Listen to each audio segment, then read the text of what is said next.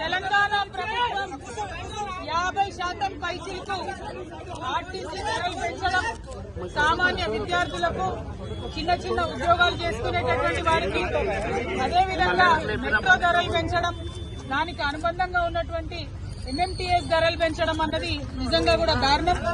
ఎందుకంటే ఆదాయ మార్గాలను పెంచుతామని చెప్పి, ఉద్యోగాలు ఇస్తామని చెప్పి, అనేక కళ్ళబొల్లి మాటలు చెప్పి అధికారంలోకి వచ్చి 18 నెలలైనా కూడా ఆ కార్యక్రమాలు ఏం చేయకుండా కేవలం ఇప్పుడు మళ్లీ సామాన్య ప్రజల మీద భారం వేస్తూ ధరలు పెంచడాన్ని మేము చాలా తీవ్రంగా ఖండిస్తా ఉన్నాం.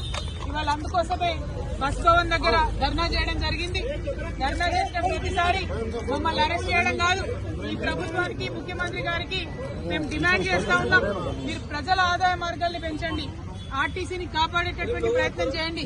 ఇంతకుముందు కేసీఆర్ గారు ఆర్టీసీకి ఎట్లయితే ప్రభుత్వం నుంచి నిధులు ఇచ్చి కాపాడిందో అట్లా చేయండి తప్పితే మీరు సామాన్య ప్రజల మీద భారం వేసి ఆర్టీసీకి ఆదాయాన్ని పెంచేటటువంటి కార్యక్రమాలు చేయడం శుద్ధ దండగా.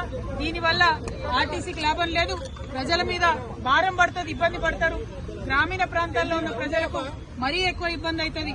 ఇప్పటికే మహిళలకు ఇబ్బంది అవుతుంది, బస్సులు ఎక్కే పరిస్థితి లేదు, మగవాళ్లు టికెట్ కొనుక్కున్నా కూడా నిలబడే పరిస్థితి లేదు, కూర్చునే పరిస్థితి లేదు, నిలబడే ప్రయాణం చేయాల్సినటువంటి పరిస్థితి ఉంది. అటువంటి సందర్భాల్లో మీరు రేట్లు పెంచి ఎవరికి లాభం?